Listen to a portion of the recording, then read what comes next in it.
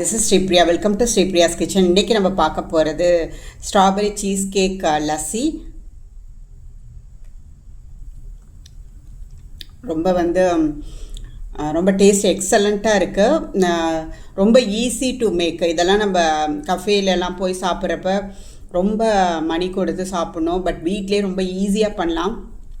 நான் சுகரை extra add பண்ணலை. உங்களுக்கு வேணும்னா உங்கள் ஸ்வீட்னஸ்க்கு தகுந்த மாதிரி ஆட் பண்ணிக்கோங்க. நான் அந்த ஸ்ட்ராபெரி சீஸ் கேக் ஐஸ்கிரீமில் இருந்த ஸ்வீட்னஸே போதும்னு நினச்சேன்.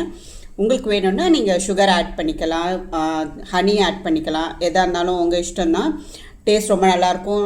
டயட் பண்ணுறவங்க கூட இதை ஒரு கப் குடித்தா போதும்.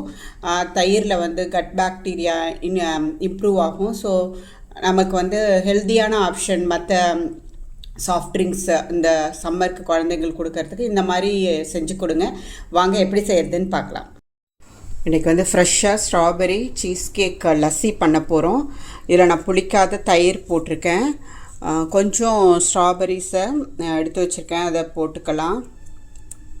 உங்களுக்கு எவ்வளோ தேவையோ போட்டுக்கோங்க. கொஞ்சம் பால் எடுத்து வச்சுருக்கேன். எல்லாமே சில்லுன்னு இருக்கணும், அது போட்டுக்கலாம். இது நான் homemade strawberry cheesecake ice cream, இதை போட்டுக்கலாம். போட்டு மூடி நான் ஒரு புல்லட் மிக்ஸி ஜாரில் போட்டிருக்கேன். இதை நல்லா நைஸாக அடிச்சுக்கலாம்.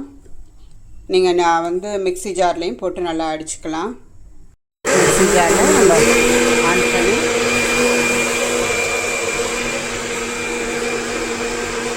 இப்போ ரெடி ஆகிட்டு இப்போ இதை நம்ம ரிமூவ் பண்ணி எடுக்கலாம். இப்போ strawberry cheesecake lassi ready ஆகிடுச்சு. நம்ம இப்போ சர்விங் பவுலுக்கு ட்ரான்ஸ்ஃபர் பண்ணலாம். இதில் நம்ம ஐஸ்கிரீம், இந்த சீஸ் கேக் ஸ்ட்ராபெரி ஐஸ்கிரீம் வேணால் போட்டுக்கலாம், நம்ம இஷ்டம்தான்.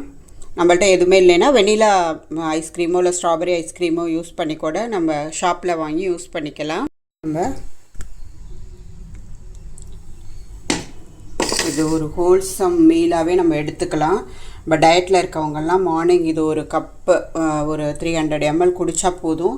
ஃபில்லிங்காக இருக்கும், எனர்ஜெட்டிக்காக இருக்கும். இந்த வெயில் காலத்துக்கு நமக்கு இதமாகவும் இருக்கும். கோக் அந்த மாதிரி குடிக்காமல் நம்ம அந்த மாதிரி ஆர்டிஃபிஷியல் ட்ரிங்க்ஸ்லாம் குடிக்காமல் நம்ம வீட்டிலையே இந்த மாதிரி ரெடி பண்ணி குழந்தைங்க பெரியவங்க எல்லோரும் இந்த சம்மரில் கொடுக்கலாம். இந்த ஸ்ட்ராபெரி சீசன் வேறு இப்போ வீட்டில் பண்ணி இது மாதிரி டேஸ்டியாக ஹெல்த்தியான ஒரு ஆப்ஷனாக கொடுங்க.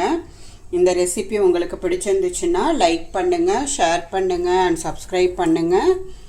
நன்றி, வணக்கம்.